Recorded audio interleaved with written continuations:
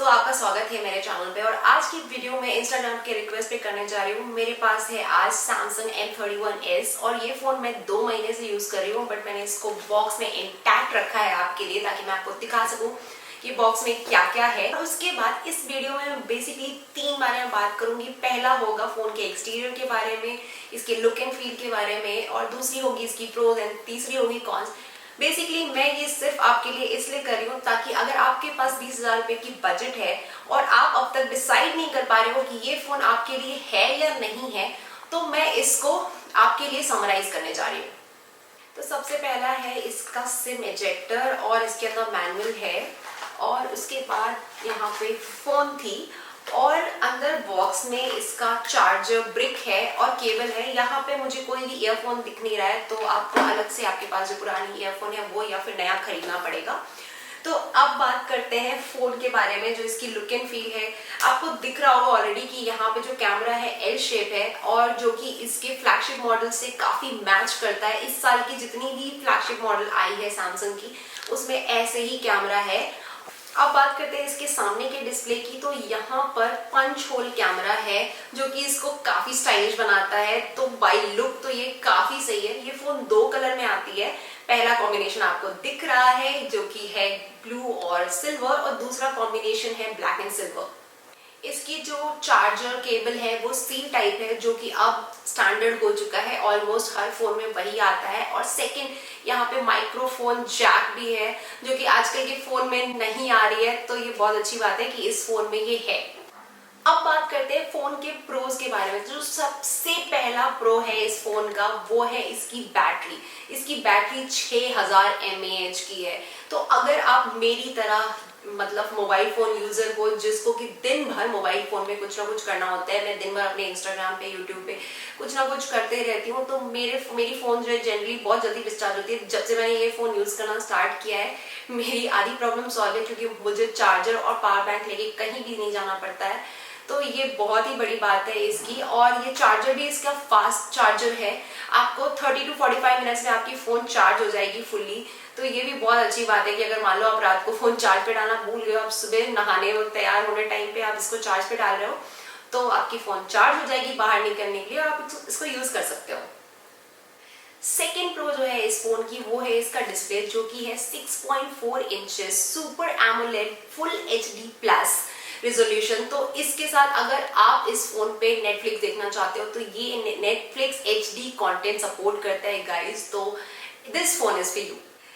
अब जो third pro है इसके बारे में मैं अपने इंस्टाग्राम पे ऑलरेडी काफी बातें कर चुकी हूँ। जी हाँ, मैं कैमरा की बात कर रही हूँ। तो इसका जो मेन कैमरा है वो 64 मेगापिक्सल है, और जो अल्ट्रा वाइड कैमरा है वो 12 मेगापिक्सल है गाइस। और मैंने इस फोन पे हर तरह की फोटो ऑलरेडी ट्राई की है।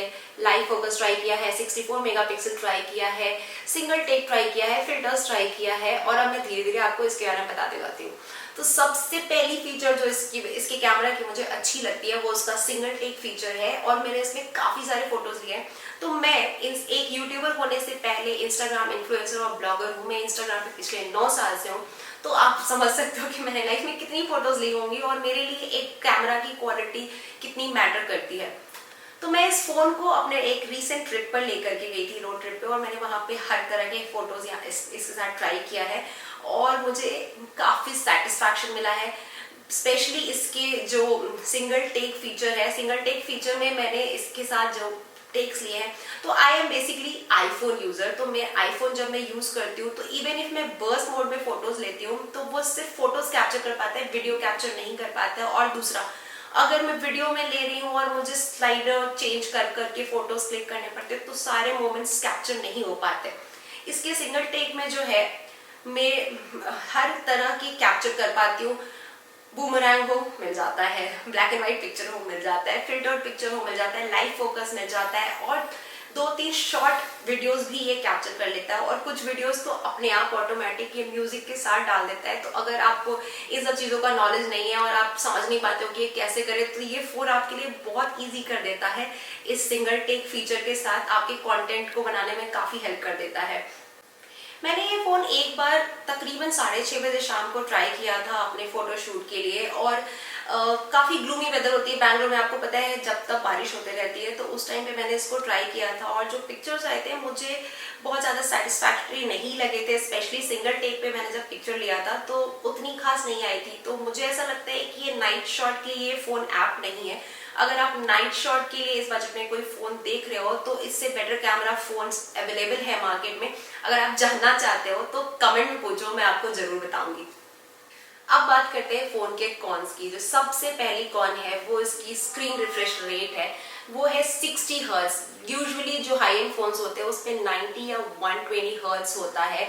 तो ये स्क्रीन रिफ्रेश रेट यहाँ पे उतनी सेटिस्फैक्ट्री नहीं है। अगर आप एक गेमर हो तो ये आपके लिए एक प्रॉब्लम हो सकता है। और जो इसकी प्रोसेसर है वो एक मिड टियर प्रोसेसर है, Exynos 9611 सिस्टम ऑन चिप है। अगेन ये एक गेमर के लिए ऐप नहीं है।